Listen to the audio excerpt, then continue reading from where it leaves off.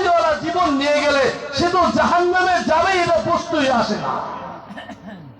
হাদিসে আসছে আউয়ালু মা ইউহাসাবু বিহিল আবদু ইয়াউমাল কিয়ামাতিস সালাহ, কিয়ামতের দিন সর্বপ্রথম বান্দার নামাজের হিসাব নেওয়া হবে।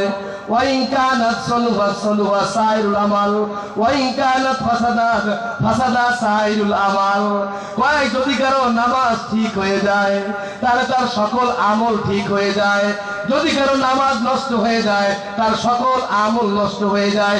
এই জন্য তো আল্লাহর হাবিব বলেন, এ হাবিব, যদি আপনার উম্মত আর কোনো আমল না, নামাজটাকে যদি ওকে বানাই আসতে পারে, নামাজটাকে যদি ঠিক করে আসতে পারে, হাদিস সাক্ষী দেয় আল্লাহ পাক তার সকল আমলকে ওকে বানাইয়া ওর জন্য জান্নাতের ফয়সালা করে দেবে। একটা লোক নামাজি হয়ে গেলে তার তো জাহান্নামী হওয়ার কোনো সুযোগ দেখি না। হাদিস বলে না, হাদিস কি বলে? ও সালাত ইলা সালাত কাফারা, ও জুমা ইলা জুমা কাফারা, ও রমাদান ইলা রমাদান কাফারা। যদি কেউ এক নামাজ থেকে আরেক নামাজ পড়ে, এই মধ্যবর্তী সময়ের গুনাহ আল্লাহ নামাজের কারণে মাফ করে দেয়। সুবহানাল্লাহ বলবেন না? বাড়ি গিয়ে বলে 5 ওয়াক্ত নামাজের বিনিময়ে তোমার গুনাহ মাফ হইল।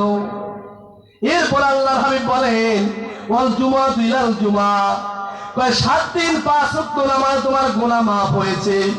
এরপরে কিছু গুনাহ ফাঁকে এড়াইয়া রয়ে গেছে।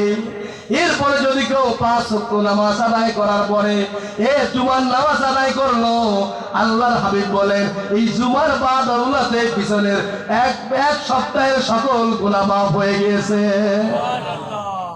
52 সপ্তাহে গুনাহ মাফ হইল। 5 ওয়াক্ত নামাজে সারা দিনের গুনাহ মাফ, 52 সপ্তাহে সারা বছরের গুনাহ মাফ হয়ে গেল। তো এরপরে কিছু গুনাহ থাকতে পারে। আল্লাহর হাবিব বলেন ওর রমাদান। এখানে একটা কথা না বললে না তাহলে ভালো বুঝবেন। ক্রিকেট খেলায় দেখবেন একটা রান আউট আছে, কি আছে? একটা রান আউট আছে। দৌড়াইতে গিয়া যদি ব্যাটটা পর্যন্ত সাদা দাগের ভিতর থাকে, রান আউটে বেজে যায়। আল্লাহর হাবিব কেমন ধরে বলতেছে, এ যদি সারা বছর দৌড়াইতেও যদি রমাদানের ভিতরে পাটা দিতে পারো, পাটা ফেলাইতে পারো, রমজানটাকে উপভোগ করতে পারো, এই রমজানের খাতিরে আল্লাহ তোর পিছনের সকল গুনাহকে মাফ করে দিবে। একটা হাদিস বলে শেষ করে দেই, যেহেতু নামাজ এই জীবনের সবচেয়ে বড় সঙ্গী, কারো যদি নামাজের জিন্দেগি হয়ে যায়, ওই নামাজটাকে সকল গুনাহ থেকে বিরত রাখবে, গুনাহ থেকে বিরত থাকবে, তার গুনাহ মাফ হবে। কোরআনের আয়াতে কথাই বলে আকিমিস সালাত ওয়া রাফাহিন নাহার ওয়া দুলাফাম মিনাল লাইল ইন্নাল হাসানাত ইযহিবুনাস সাইয়্যাত যালিকা যিকরা লিযাকিরিন। এই নামাজ তো কি করে সকল গুনাহকে মিটায় দেয়, বলেন সুবহানাল্লাহ। আল্লাহ আবু যর থেকে রিওয়ায়াত আছে, আল্লাহর হাবিব একদিন শীতের সকালে হাঁটতে বের হয়েছে। হাঁটতে বের হয়ে দেখেন শীতের দেখবেন গাছে কিন্তু পাতা ঝরে পড়ে যায়, ঠিক কিনা? তো আল্লাহর হাবিব একটা গাছের ডাল ধরে নাড়া দিলেন, সাথে সাথে কি পাতাগুলো ঝরে পড়ে গেছে। আল্লাহ হাবিব বললেন, ও সাহাবারা, দেখলা যেমন নাড়াটার সাথে সাথে গাছের সকল পাতাগুলো পড়ে গেল, যদি কোনো আমার উম্মত ইখলাসের সহিত 5 ওয়াক্ত নামাজ ঠিক মতো আদায় করে, গাছের পাতা যেমন ঝরে গেছে, ওর জিন্দেগি থেকে গুনাহগুলো আল্লাহ তাআলা ঝরাই নেয়। শীতে পাতা ঝরে তো ঝরে, এমন ঝরে একটা পাতাও বাকি থাকে না, ঠিক কিনা কথা বলেন? একেবারে ল্যাংটা হয়ে গাছটা খাড়াই থাকে, ঠিক কিনা কথা বলেন? আল্লাহর হাবিব বুঝাইতে চাইলেন রে, যারা 5 ওয়াক্ত নামাজ জীবনের সাথী বানাইতে পারবে, ইখলাসের সহিত 5 ওয়াক্ত নামাজ আদায় করবে, তোর জীবনে কোনো গুনাহ খাতা আল্লাহ পাক রাখবে না, সব ঝরাইয়া দেবে।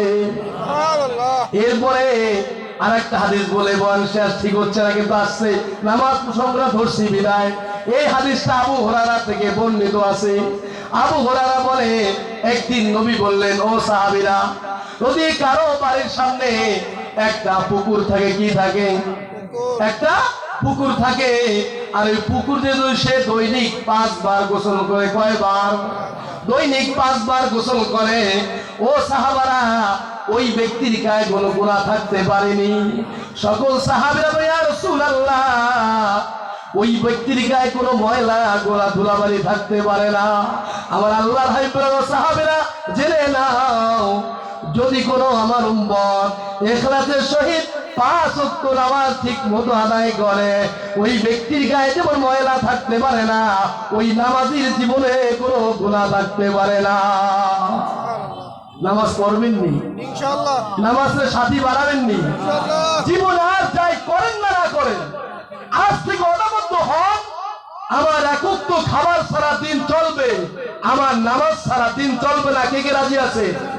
জীবনে আমার 2 ওয়াক্ত খানা সারা চলবে, আমার নামাজ সারা জীবন চলবে না।